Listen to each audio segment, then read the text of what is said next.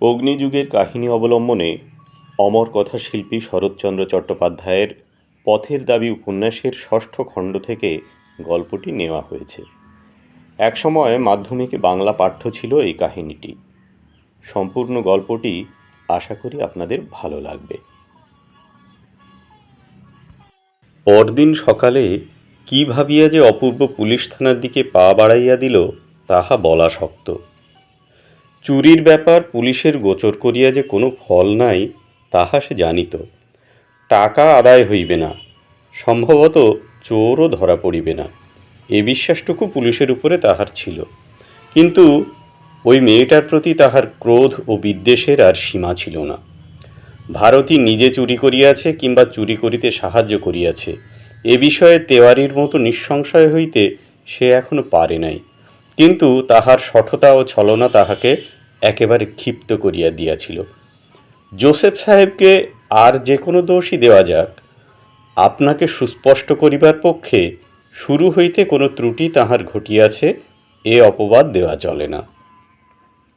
তাহার শয়তানি নিরতিশয় ব্যক্ত, তাহার চাবুকের আস্ফালন দ্বিধাহীন, জরিমা বর্জিত। প্রতিবেশীর প্রতি তাহার মনোভাবে কোথাও কোনো হেঁয়ালি নাই। তাহার কণ্ঠ নিঃসংকোচ, বক্তব্য সরল ও প্রাঞ্জল। তাহার মদমত্ত পদক্ষেপ অনুভব করিতে কান খাড়া করিয়া রাখিতে হয় না। এক কথায় তাহাকে বুঝা যায়। কিন্তু এই মেয়েটির কথা ও কাজের যেন কোনো উদ্দেশ্য খুঁজিয়া মিলে না। ক্ষতি সে যত করিয়াছে সেজন্যও তত নয়, কিন্তু গোড়া হইতে তাহার বিচিত্র আচরণ যেন অনুক্ষণ কেবল অপূর্বর বুদ্ধিকেই উপহাস করিয়া আসিয়াছে। রাগের মাথায় থানায় ঢুকিয়া সে শেষ পর্যন্ত সমস্ত কাহিনী পুলিশের কাছে বিবৃত করিতে পারিত কিনা সন্দেহ, কিন্তু ততদূর গড়াইল না। পিছন হইতে ডাক শুনিল, এ কি অপূর্ব নাকি এখানে যে?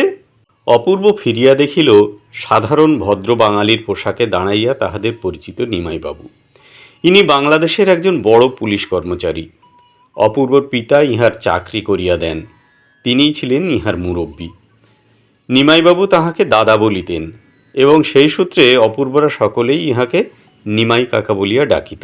স্বদেশী যুগে অপূর্ব যে ধরা পড়িয়া শাস্তি ভোগ করে নাই সে অনেকটা ইহারই প্রসাদে।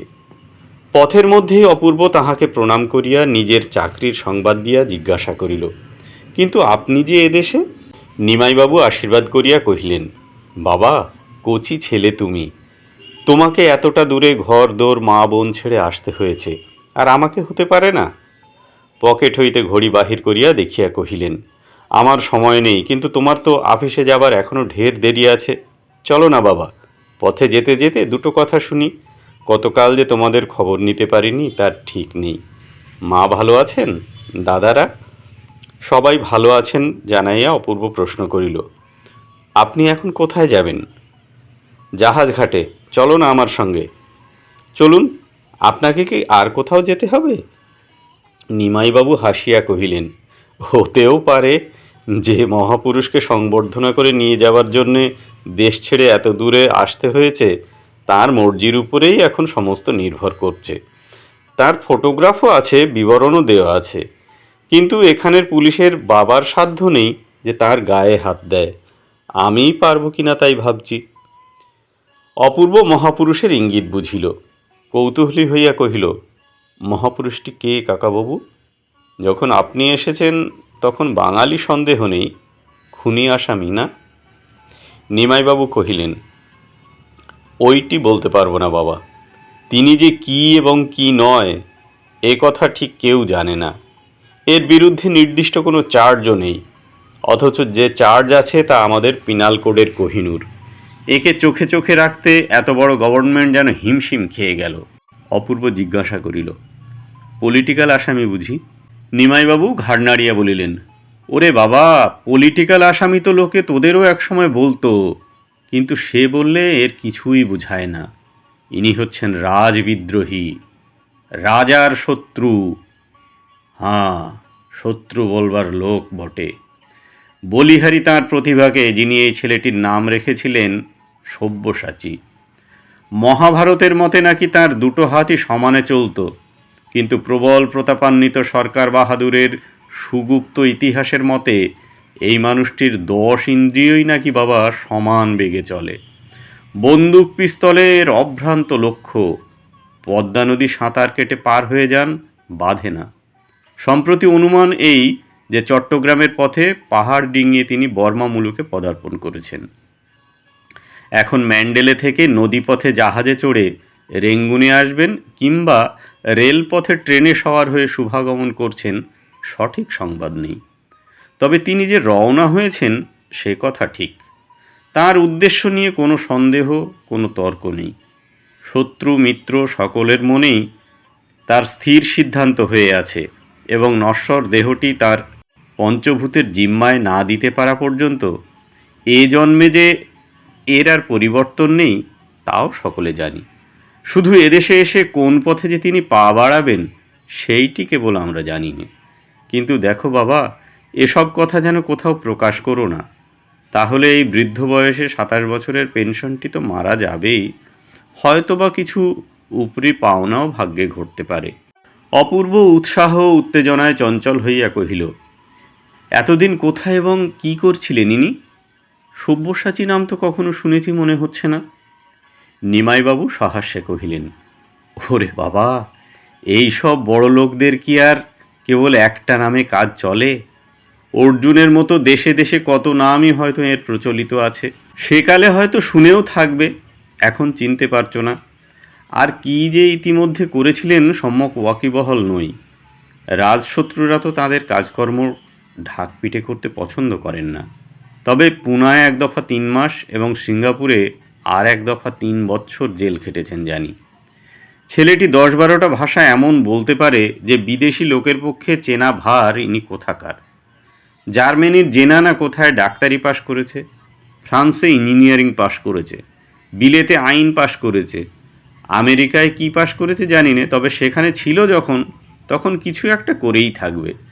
এসব বোধ করি এর তাসপাশা খেলার সামিল, রিক্রিয়েশন। কিন্তু কিছুই কোনো কাজে এলো না বাবা। এর সর্বাঙ্গের শিরা দিয়ে ভগবান এমনি আগুন জ্বেলে দিয়েছেন যে ওকে জেলেই দাও আর শুলেই দাও, ওই যে বললুম, পঞ্চভূত ছাড়া আর আমাদের শান্তি স্বস্তি নেই।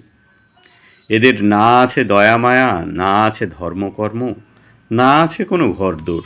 বাপ রে বাপ, আমরাও তো এদেশেরই মানুষ, কিন্তু এ ছেলে যে কোত্থেকে এসে বাংলা মুলুকে জন্মালো তা ভেবেই পাওয়া যায় না। অপূর্ব সহসা কথা কহিতে পারিল না। শিরার মধ্যে দিয়া তাহারও যেন আগুন ছুটিতে লাগিল। কিছুক্ষণ নিঃশব্দে চলার পরে আস্তে আস্তে কহিল, একে কি আজ আপনি অ্যারেস্ট করবেন? নিমাইবাবু হাসিয়া বলিলেন, আগে তো পাই। অপূর্ব কহিল, ধরুন পেলেন? না বাবা, অত সহজ বস্তু নয়। আমার নিশ্চয় বিশ্বাস সে শেষ মুহূর্তে আর কোন পথ দিয়ে আর কোথাও সরে গেছে। আর যদি তিনি এসেই পড়েন তাহলে? নিমাইবাবু একটু চিন্তা করিয়া কহিলেন, তাকে চোখে চোখে রাখবারই হুকুম আছে। 2 দিন দেখি, ধরার চেয়ে ওয়াচ করার মূল্য বেশি, এই তো সম্প্রতি গভর্নমেন্টের ধারণা। কথাটা অপূর্ব ঠিক বিশ্বাস করিতে পারিল না, কারণ তিনি যাই হন তবু পুলিশ। তথাপি তাহার মুখ দিয়ে একটা স্বস্তির নিঃশ্বাস পড়িল। কহিল, এর বয়স কত? নিমাইবাবু কহিলেন, বেশি নয়, বোধ হয় 30-32-এর মধ্যেই। কীরকম দেখতে? এইটি ভারী আশ্চর্য বাবা। এত বড় একটা ভয়ঙ্কর লোকের মধ্যে কোনো বিশেষত্ব নেই, নিতান্তই সাধারণ মানুষ। তাই চেনাও শক্ত, ধরাও শক্ত। আমাদের রিপোর্টের মধ্যে এই কথাটাই বিশেষ করে উল্লেখ করা আছে। অপূর্ব কহিল, কিন্তু ধরা পড়ার ভয়েই তো এর হাঁটা পথে পাহাড় পর্বত ডিঙিয়ে আসা। নিমাইবাবু বলিলেন, নাও হতে পারে, হয়তো কি একটা মতলব আছে, হয়তো পথটা একবার চিনে রাখতে চায়। কিছুই বলা যায় না অপূর্ব। এরা যে পথের পথিক তাতে সহজ মানুষের সোজা হিসেবের সঙ্গে এদের হিসেব মেলে না। আজ এরই ভুল কি আমাদেরই ভুল তার একটা পরীক্ষা হবে। এমনও হতে পারে সমস্ত ছুটোছুটি আমাদের বৃথা। অপূর্ব এবার হাসিয়া কহিল, তাই যেন হয়। আমি ভগবানের কাছে সর্বান্তঃকরণে প্রার্থনা করি কাকাবাবু। নিমাইবাবু নিজেও হাসিলেন, বলিলেন, বোকা ছেলে, পুলিশের কাছে কথা কি বলতে আছে? তোমার বাসার নম্বরটা কত বললে? 30। কাল সকালে পারি তো একবার গিয়ে দেখে আসব। এই সামনের জেটিতেই বোধহয় এদের স্টিমার লাগে। আচ্ছা, তোমার আবার অফিসের সময় হয়ে এলো, নতুন চাকরি, দেরি হওয়া ভালো নয়। এই বলিয়া তিনি পাশ কাটাইয়া একটু দ্রুত পদে চলিবার উপক্রম করিতেই অপূর্ব কহিল, শুধু দেরি কেন, আজ আপিস কামাই হয়ে গেলেও আপনাকে ছাড়ছি নে।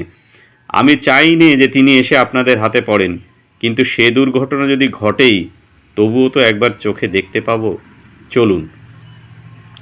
ইচ্ছে না থাকিলেও নিমাইবাবু বিশেষ আপত্তি করিলেন না, শুধু একটু সতর্ক করিয়া দিয়া কহিলেন, দেখবার লোভ যে হয় তা অস্বীকার করিনি, কিন্তু এ সকল লোকের সঙ্গে কোনো রকম আলাপ পরিচয়ের ইচ্ছে করাও বিপজ্জনক, তা তোমাকে বলে রাখি অপূর্ব। এখন আর তুমি ছেলে মানুষ নও, বাবাও বেঁচে নেই, ভবিষ্যৎ ভেবে কাজ করার দায়িত্ব এখন একা তোমারই। অপূর্ব হাসিয়া কহিল, আলাপ পরিচয়ের সুযোগই কি আপনারা কাউকে কখনো দেন কাকাবাবু? দোষ করেননি, কোনো অভিযোগও নেই, তবুও তো তাকে ফাঁদে ফেলবার চেষ্টায় এত দূরে ছুটে এসেছেন। ইহার উত্তরে নিমাইবাবু শুধু একটু মুচকিয়া হাসিলেন। তাহার অর্থ অতীব গভীর। মুখে কহিলেন, কর্তব্য। কর্তব্য, এই ছোট্ট একটি কথার আড়ালে পৃথিবীর কত ভালো এবং কত মন্দই না সঞ্চিত হইয়া আছে। এই কথা মনে করিয়া অপূর্ব আর কোনো প্রশ্ন করিল না। উভয়ে জেটিতে যখন প্রবেশ করিলেন, তখন সেইমাত্র ইরাবতী নদীর প্রকাণ্ড স্টিমার তীরে ভিড়িবার চেষ্টা করিতেছিল। 5-7 জন পুলিশ কর্মচারী সাদা পোশাকে পূর্বে হইতেই দাঁড়াইয়াছিল। নিমাইবাবুর প্রতি তাহাদের এক প্রকার চোখের ইঙ্গিত লক্ষ্য করিয়া অপূর্ব তাহাদের স্বরূপ চিনিতে পারিল। ইহারা সকলেই ভারতবর্ষীয়, ভারতের কল্যাণের নিমিত্ত সুদূর বর্মায় বিদ্রোহী শিকারে বাহির হইয়াছেন। সেই শিকারের বস্তু তাহাদের করতলগত প্রায়। সফলতার আনন্দ উত্তেজনার প্রচ্ছন্ন দীপ্তি তাহাদের মুখে চোখে প্রকাশ পাইয়াছে, অপূর্ব স্পষ্ট দেখিতে পাইল। লজ্জায় ও দুঃখে সে মুখ ফিরাইয়া দাঁড়াইতেই অকস্মাৎ এক মুহূর্তে তাহার সমস্ত ব্যথিত চিত্ত গিয়া যেন কোন এক অদৃষ্টপূর্ব অপরিচিত দুর্ভাগার পদপ্রান্তে উপুড় হইয়া পড়িয়া তাহার পথরোধ করিয়া দাঁড়াইল। জাহাজের খালাসিরা তখন জেটির উপরে দড়ি ছুঁড়িয়া ফেলিতেছিল, কত লোক রেলিং ধরিয়া তাহাই উদ্গ্রীব হইয়া দেখিতেছে। ডেকের উপরে ব্যগ্রতা, কলরব ও ছুটাছুটির অবধি নাই। হয়তো ইহাদেরই মাঝখানে দাঁড়াইয়া একজন এমনি উৎসুক চক্ষে তীরের প্রতীক্ষা করিতেছে। কিন্তু অপূর্বর চোখে সমস্ত দৃশ্যই চোখের জলে একেবারে ঝাপসা একাকার হইয়া গেল। উপরে নিচে জলে স্থলে এত নরনারী দাঁড়াইয়া, কাহারও কোনো শঙ্কা, কোনো অপরাধ নাই। শুধু যে লোক তাহার তরুণ হৃদয়ের সকল সুখ, সকল স্বার্থ, সকল আশা স্বেচ্ছায় বিসর্জন দিয়াছে, কারাগার ও মৃত্যুর পথ কি কেবল তাহারই জন্য হাঁ করিয়া রহিয়াছে। জাহাজ জেটির গায়ে আসিয়া ভিড়িল, কাঠের সিঁড়ি নিচে আসিয়া লাগিল। নিমাইবাবু তাহার দলবল লইয়া পথের দুধারে সারি দিয়া দাঁড়াইলেন, কিন্তু অপূর্ব নড়িল না। সে সেখানে নিশ্চল পাথরের মূর্তির মতো দাঁড়াইয়া একান্ত মনে বলিতে লাগিল, মুহূর্ত পরে তোমার হাতে শৃঙ্খল পড়িবে, কৌতূহলী নরনারী তোমার লাঞ্ছনা অপমান চোখ মেলিয়া দেখিবে। তাহারা জানিতেও পারিবে না তাহাদের জন্য তুমি সর্বস্ব ত্যাগ করিয়াছ বলিয়াই তাহাদের মধ্যে আর তোমার থাকা চলিবে না। তাহার চোখ দিয়া ঝরঝর করিয়া জল পড়িতে লাগিল, এবং যাহাকে সে কোনো দিন দেখে নাই তাহাকেই সম্বোধন করিয়া মনে মনে বলিতে লাগিল, তুমি তো আমাদের মতো সোজা মানুষ নও, তুমি দেশের জন্য সমস্ত দিয়াছ, তাই তো দেশের খেয়াতরি তোমাকে বহিতে পারে না, সাঁতার দিয়া তোমাকে পদ্মা পার হইতে হয়, তাই তো দেশের রাজপথ তোমার কাছে রুদ্ধ, দুর্গম পাহাড় পর্বত তোমাকে ডিঙাইয়া চলিতে হয়। কোন বিস্তৃত অতীতে তোমারই জন্য তো প্রথম শৃঙ্খল রচিত হইয়াছিল। কারাগার তো শুধু তোমাকে মনে করিয়াই প্রথম নির্মিত হইয়াছিল। সেই তো তোমার গৌরব। তোমাকে অবহেলা করিবে সাধ্য কার? এই যে অগণিত প্রহরী, এই যে বিপুল সৈন্যভার, সে তো কেবল তোমারই জন্য। দুঃখের দুঃসহ গুরুভার বহিতে তুমি পারো বলিয়াই তো ভগবান এত বড় বোঝা তোমারই স্কন্ধে অর্পণ করিয়াছেন। মুক্তিপথের অগ্রদূত, পরাধীন দেশের হে রাজবিদ্রোহী, তোমাকে শত কোটি নমস্কার। এত লোকের ভিড়, এত লোকের আনাগোনা, এত লোকের চোখের দৃষ্টি, কিছুতেই তাহার খেয়াল ছিল না। নিজের মনের উচ্ছ্বসিত আবেগে অবিচ্ছিন্ন অশ্রুধারে তাহার গণ্ড, তাহার চিবুক, তাহার কণ্ঠ ভাসিয়া যাইতে লাগিল। সময় যে কত কাটিল সেদিকেও তাহার কিছুমাত্র দৃষ্টি ছিল না।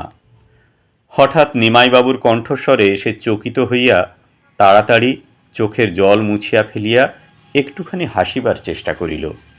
তাহার তদ্গত বিহ্বল ভাব তিনি লক্ষ্য করিয়া আশ্চর্য হইলেন, কিন্তু কোনো প্রশ্ন করিলেন না। বলিলেন, যা ভয় করেছিলাম তাই, পালিয়েছে। কি করে পালালো? নিমাইবাবু কহিলেন, প্রায় 100-3 যাত্রী, 20-25টা সাহেব ফিরিঙ্গি, উড়ে মাদ্রাজি পাঞ্জাবি, তাও 100-150 হবে। বাকি বর্মা, সে যে কার পোশাক আর কার ভাষা বলতে বলতে বেরিয়ে গেল তা দেবা ন জানন্তি। বুঝলে না বাবাজি, আমরা তো পুলিশ, চেনবার জো নেই তিনি বিলেতের কি বাংলার। কেবল জগদীশবাবু সন্দেহ করে জনছয়েক বাঙালিকে থানায় টেনে নিয়ে গেছেন। একটা লোকের সঙ্গে চেহারার মিলও আছে মনে হয়, কিন্তু ওই মনে হওয়া পর্যন্তই, সে নয়। যাবে নাকি বাবা, একবার লোকটাকে চোখে দেখবে? অপূর্বর বুকের মধ্যে ধড়াস করিয়া উঠিল। কহিল, তাদের যদি মারধর করেন তো আমি যেতে চাইনি। নিমাইবাবু একটু হাসিয়া কহিলেন, এতগুলো লোককে নিঃশব্দে ছেড়ে দিলাম, আর এ বেচারারা বাঙালি বলেই শুধু বাঙালি হয়ে এদের প্রতি অত্যাচার করব? ওরে বাবা, বাইরে থেকে তোরা পুলিশকে যত মন্দ মনে করিস, সবাই তা নয়। ভালো মন্দ সকলের মধ্যেই আছে, কিন্তু মুখ বুজে যত দুঃখ আমাদের পোহাতে হয় তা যদি জানতে তো তোমার এই দারোগা কাকাবাবুটিকে অত ঘৃণা করতে পারতে না অপূর্ব। অপূর্ব লজ্জিত হইয়া কহিল, আপনি কর্তব্য করতে এসেছেন, তাই বলে আপনাকে ঘৃণা কেন করব কাকাবাবু? এই বলিয়া সে হেঁট হইয়া তাহার পদস্পর্শ করিয়া কপালে ঠেকাইল। নিমাইবাবু খুশি হইয়া আশীর্বাদ করিয়া কহিলেন, হয়েছে হয়েছে, চলো একটু শীঘ্র যাওয়া যাক। লোকগুলো ক্ষুধায় তৃষ্ণায় সারা হচ্ছে, একটু পরীক্ষা করে ছেড়ে দেওয়া যাক। এই বলিয়া তিনি হাত ধরিয়া তাহাকে সঙ্গে করিয়া বাহির করিয়া আনিলেন।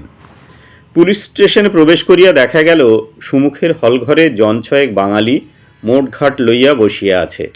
জগদীশবাবু ইতিমধ্যেই তাহাদের টিনের তোরঙ্গ ও ছোট বড় পুটুলি খুলিয়া তদারক শুরু করিয়া দিয়াছেন। শুধু যে লোকটির প্রতি তাহার অত্যন্ত সন্দেহ হইয়াছে তাহাকে আর একটা ঘরে আটকাইয়া রাখা হইয়াছে। ইহার সকলেই উত্তর ব্রহ্মে বর্মা অয়েল কোম্পানির তেলের খনির কারখানায় মিস্ত্রির কাজ করিতেছিল।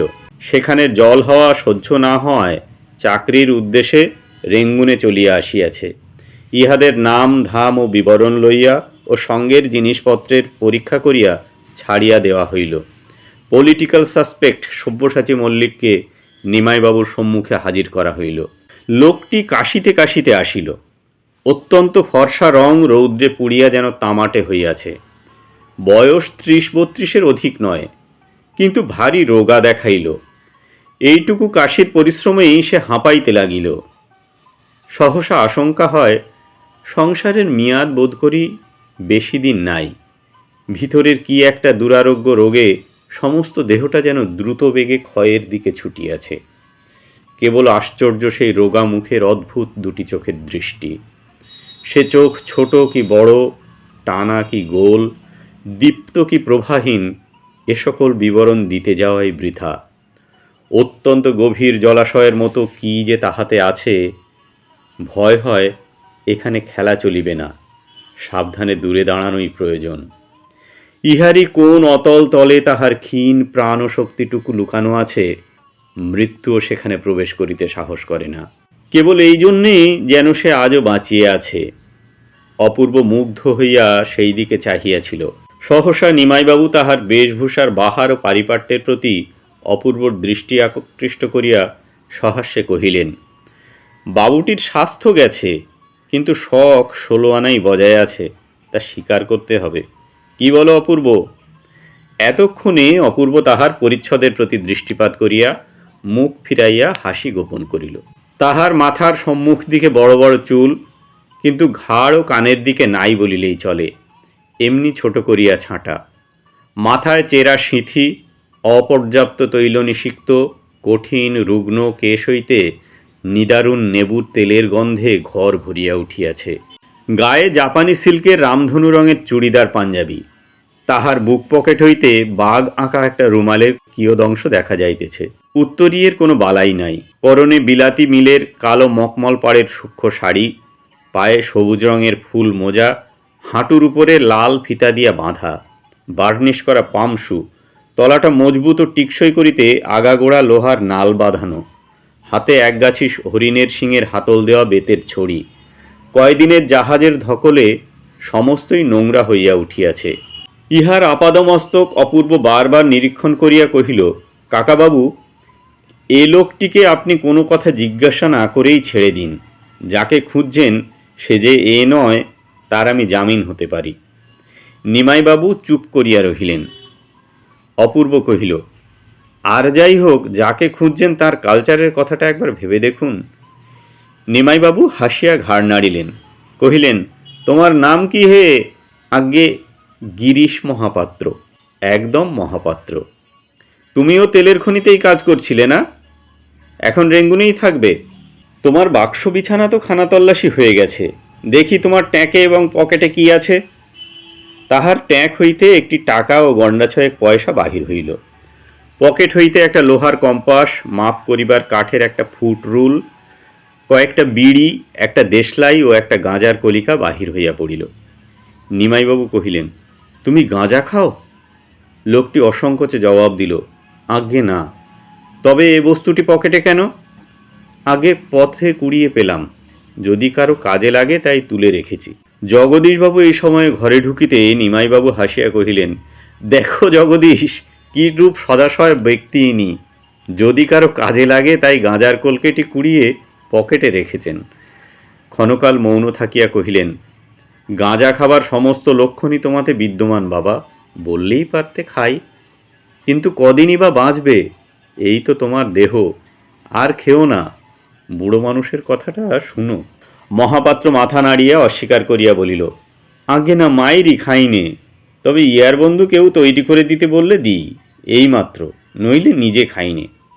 জগদীশবাবু চটিয়া উঠিয়া কহিলেন, দয়ার সাগর, পরকে সে যেদি, নিজে খাইনে, মিথ্যেবাদী কোথাকার। অপূর্ব কহিল, বেলা হয়ে এলো, আমি এখন তবে চললুম কাকাবাবু। নিমাইবাবু উঠিয়া দাঁড়াইয়া বলিলেন, আচ্ছা, তুমি এখন যেতে পারো মহাপাত্র। কি বলো জগদীশ, পারে তো? জগদীশ সম্মতি জানাইলে কহিলেন, কিন্তু নিশ্চয় কিছু বলা যায় না ভায়া।